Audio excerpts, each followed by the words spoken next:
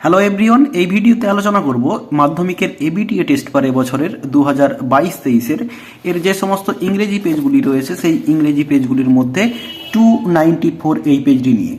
তো এই পেজের যে সমস্ত সিন এবং গ্রামার পার্টের কোশ্চেনগুলি রয়েছে সেইগুলির সমাধান আমি তোমাদের দেব। তো আগের যে সমস্ত পেজগুলি রয়েছে এর সমাধান ইতিমধ্যেই আপলোড করা হয়েছে। ডেসক্রিপশন বক্স এবং আই বটনে লিঙ্ক দেওয়া রয়েছে, সেখান থেকে তোমরা দেখে নিতে পারো। তো চলো শুরু করা যাক। তো এই পেজটিতে তোমাদের প্রোজ পার্ট থেকে যে সিনটি রয়েছে সেটি রয়েছে পাসিং অ্যাওয়ে অফ বাপু থেকে। তো এখানকার কোশ্চেনগুলির সমাধান প্রথমে দেখে নিই চলো।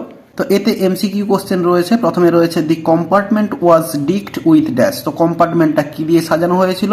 তো অ্যান্সারটা হবে 2 দাগ ফ্লাওয়ার্স, ফুল দিয়ে সাজানো হয়েছিল।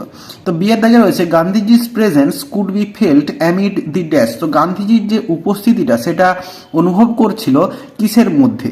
তো অ্যান্সারটা হবে 4 দাগ ফ্লাওয়ার্স অ্যান্ড দি ভজনস, ফুল এবং ভজন গানের মধ্য দিয়ে।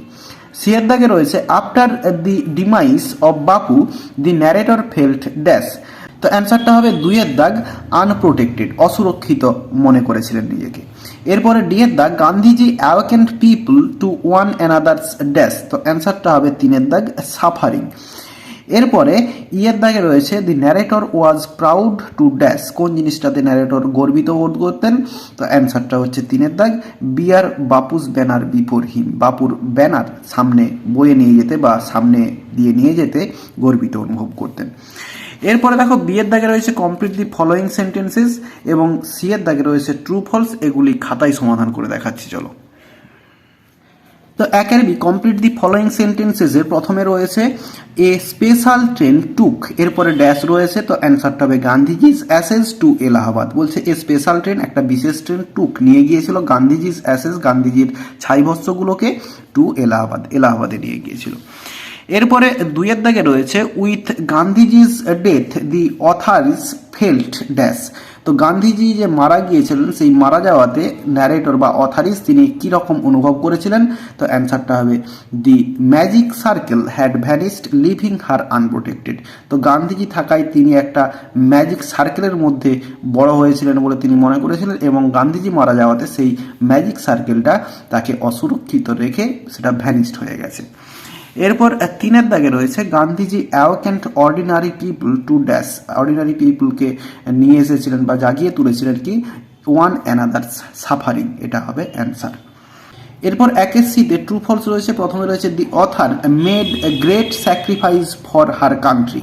তো ন্যারেটর তার কান্ট্রির জন্য তিনি গ্রেট স্যাক্রিফাইস করেছিলেন, আত্মবলিদান দিয়েছিলেন। তো অ্যান্সারটা হবে ভুল। এবং যে সাপোর্টিং সেন্টেন্সটা আছে তোমাদের বইয়ের মধ্যে দেখে নাও, I had not directly worked. এরপরে আরও কিছু আছে কিন্তু মেন জায়গাটা যেটা আছে made any sacrifice for my country, এই জায়গাটা তোলা হলো। তো টেক্সট বুকে বা এই সিনে তোমরা দেখে নাও লাইনটি। এরপরে 2 দাগে রয়েছে the author felt that she would not lose courage so easily. তো লেখিকা অনুভব করেছিলেন যে তার যে কারেজ, সাহসিকতাটা, সেটা সে এত সহজে লুজ করতে পারে না, হারিয়ে ফেলতে পারে না। অ্যান্সারটা হবে ট্রু। তো যে সাপোর্টিং সেন্টেন্সটা যেটা হবে how could I so easily lose courage when. এরপরে আরও কিছু আছে, তোমরা বইয়ে লাইনটা দেখে নাও যে সেটা জিজ্ঞাসা চিহ্ন রয়েছে। এরপর 2 দাগে যে তোমাদের পোয়েট্রি পার্ট থেকে সিনটি রয়েছে সেটি রয়েছে মাই ওন ট্রু ফ্যামিলি থেকে। তো এখানের কোশ্চেনগুলির সমাধান দেখে নিই। তো প্রথমে এমসিকিউতে রয়েছে when ever an okay tree is felt the number of trees the poet must plant is dash. তো অ্যান্সারটা হবে 2, 1 দাগ হবে অ্যান্সার।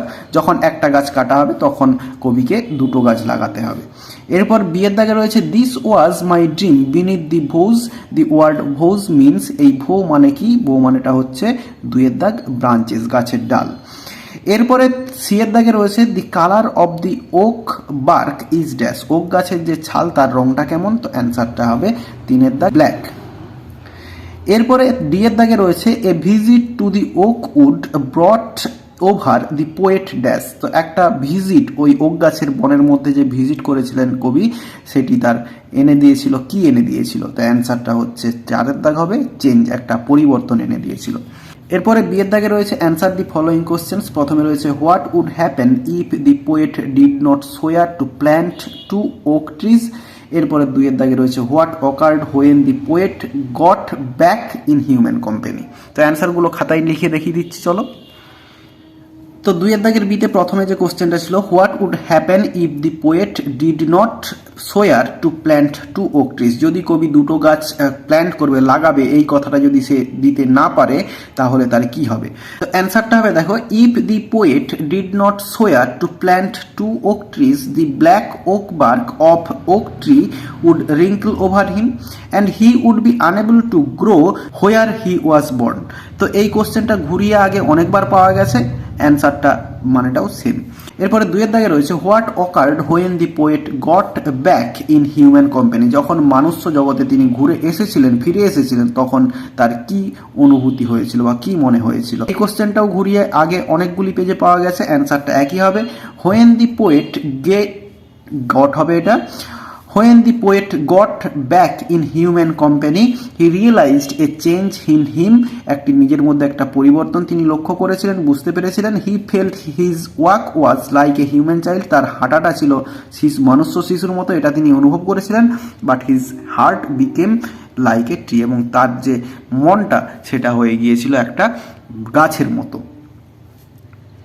এরপর সেকশন বিতে গ্রামার পার্ট রয়েছে। প্রথমে রয়েছে write the correct alternative to fill in the blanks. তো প্রথমে রয়েছে এ ট্রাক ড্যাশ, অপশনগুলো রয়েছে driving, was driving, had been driving in the wrong direction on a one way road.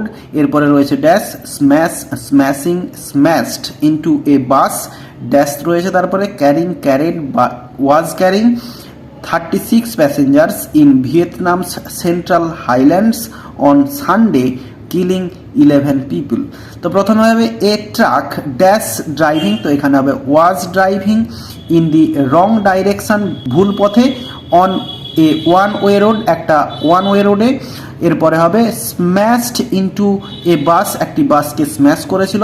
এরপরে হবে ড্যাশ 36 প্যাসেঞ্জার্স ক্যারিং 36 প্যাসেঞ্জার্স, যে বাসটি 36 জন প্যাসেঞ্জার বহন করছিল। In Vietnam central Highlands on Sunday, killing 11 people, 11 জনকে মারা হয়েছিল বা মারা গিয়েছিল 11 জন। এরপর 5 এর দাগে রয়েছে ডু অ্যাজ ডাইরেক্টেড। এতে রয়েছে fill in the blanks with appropriate article and preposition. তো প্রথমে রয়েছে Samudragupta was known dash his skill dash music and song. তো অ্যান্সারটা হবে known for his skill, for his skill dash music and songs, so in music and song. He was equally proficient in dash allied art of poetry, তো হবে এখানে the allied art of poetry। এরপরে বিয়ের দাগের কোশ্চেনগুলো আমি খাতায় সমাধান করে দেখাচ্ছি চলো।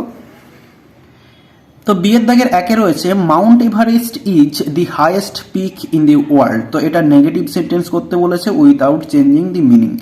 তো এটি একটু ঘুরিয়ে দিয়েছে, এটাকে যদি পজিটিভ ডিগ্রি করা হয়, এটা সুপারলেটিভ ডিগ্রিতে রয়েছে, পজিটিভ ডিগ্রি করলেই সেটা নেগেটিভ হয়ে যাবে। তো পজিটিভ ডিগ্রি করব, তো শুধু দিয়ে আছে দি হাইয়েস্ট আছে, তাহলে নো আদার দিয়ে শুরু হবে, নো আদার, এরপরে object peak in the world, বাকি এক্সট্রা অংশ লিখে দেবো ইন দি ওয়ার্ল্ড, এরপরে ভার্ব ইজ, এরপরে সো হাইয়েস্টটা পজিটিভ ডিগ্রিতে হাই হয়ে যাবে অ্যাজ, এরপরে সাবজেক্ট মাউন্ট এভারেস্ট। তাহলে পুরোটা হবে no other peak in the world is so high as Mount Everest. এরপরে 2 এর দাগে রয়েছে someone knocked at the door, voice change করতে বলা আছে। তো দেখো এখানে সাবজেক্ট, এরপরে ভার্ব এবং এটা হচ্ছে অবজেক্ট। তো এটি রয়েছে সিম্পল পাস্ট টেন্সে। তো অবজেক্টটা সাবজেক্টে নিয়ে আসবো দি ডোর, এরপরে বি ভার্ব পাস্ট ইনডিফিনাইটে আসে ওয়াজ ওয়ার, দি ডোর আছে তাই জন্য ওয়াজ আসবে। এরপরে ভার্বের থার্ড ফর্ম নকড, এরপরে অ্যাট, যেহেতু সামওয়ান আছে তাই জন্য প্রিপোজিশন দিয়ে সামওয়ান দেওয়ার দরকার নেই। এরপরে 3 এর দাগে রয়েছে he will certainly go, complex sentence করতে বলা আছে, টার্ন ইনটু কমপ্লেক্স সেন্টেন্স। তো অ্যান্সার হবে it is certain that he will go. তো এরপরে সি এর দাগে ফ্রেজাল ভার্ব রয়েছে। তো দেখো প্রথমে রয়েছে don't postpone your work till tomorrow which you can do today. তাহলে পোস্টপোন, তো প্রথমে দেখে নিই অপশানগুলো কী কী রয়েছে। ব্রিং আপ আছে, মেক আউট আছে, পুট অফ আছে এবং রয়েছে মেক আপ। তো পোস্টপনের জন্য যেটা হয় সেটা হচ্ছে পুট অফ, তো এখানে পুট অফই হয়ে যাবে। এরপরে 2 দাগে রয়েছে হি ওয়াজ রিয়ার্ড বাই হিজ আন্ট, তো রিয়ার্ড বড় করে তোলা, তো এটার জন্য যেটা হয় সেটা হচ্ছে ব্রিং আপ, কিন্তু এখানে হবে ব্রট আপ, অ্যান্সারটা হবে BROUGHT, ব্রট আপ। এরপরে 3 দাগে রয়েছে হিড নট আন্ডারস্ট্যান্ড হোয়াট হি মিন, তো আন্ডারস্ট্যান্ডের জন্য যেটা হয় সেটা হচ্ছে মেক আউট, তো মেক আউটই রয়ে যাবে অ্যান্সার। তো এই পেজের সিন এবং গ্রামার পার্টের সমস্ত সমাধান আমি দিয়ে দিলাম। ভিডিওটি ভালো লেগে থাকলে বন্ধুদের সঙ্গে শেয়ার করো এবং একটি লাইক করো, এবং আমার এই চ্যানেলে নতুন হলে চ্যানেলটি সাবস্ক্রাইব করে পাশে থাকা বেল আইকনটি প্রেস করো পরের ভিডিওগুলি সবার আগে পাওয়ার জন্য। তো এই ভিডিওতে যতটাই, দেখাবে নেক্সট ভিডিওতে। ভালো থাকো সবাই, ধন্যবাদ।